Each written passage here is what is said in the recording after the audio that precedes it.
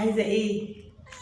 بصوا يا جماعه، القطه دي انا ببص لها هنا من شباك الحمام، وهي بتندهلي كده عايزه تاكل يعني. فانا اول ما بسمع صوتها بديها اكل.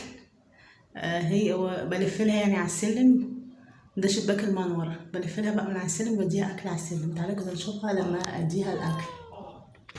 بصوا انا جاي هنا، فتحت لها الباب وقلت ايه اكلها هنا، لان في بره يعني صراحه قطط متوحشه بصراحه. انا بحط لهم برضو بس ما بيسيبوهاش في حالها، كلي براحتك يعني. هي بتاكل بقى خوف، لان عندي برضو هنا القطط انا حاجباهم لو تحسوا. بشيل القطط هنا من حواليها برضو لانهم بيقعدوا يبخوا فيها، يعني زي تخشي بيتنا كده يعني. كلي براحتك. وانا بقى اي وجبه بحب اديها. بص برضو جالها ده لا اهو شفت. امشي ابعد عنها عشان هي بتخاف. يلا، هي يعني بتدافع عن نفسها فبتبخ في اي حد، بس هو ده كبيرها لان هي طيبه والله صراحه، وما بتعملش حاجه اكتر من انها بتبخ بس. بره بقى في قطط زي ما قلت لكم كده، وحوش ما بيهنوهاش يا عيني على لقمه. انا بحط لهم برضو، بس هنا ايه يعني انا بختصها هي بالذات، لان شايفاها يعني ان هي يعني هي مهجوره، كانت في بيت ومهجوره للاسف، اتسابت يعني.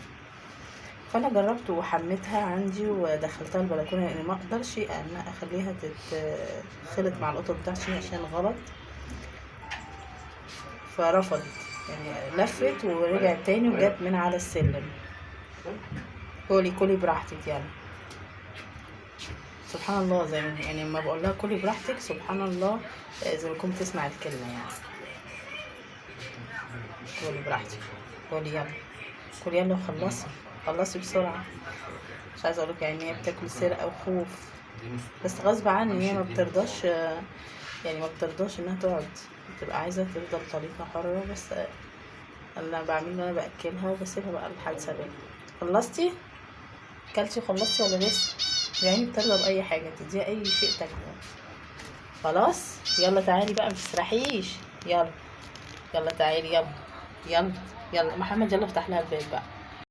والحمد لله كلت وطلعت. هروح بقى احط لها شويه ميه. السلام عليكم يا حبايبي.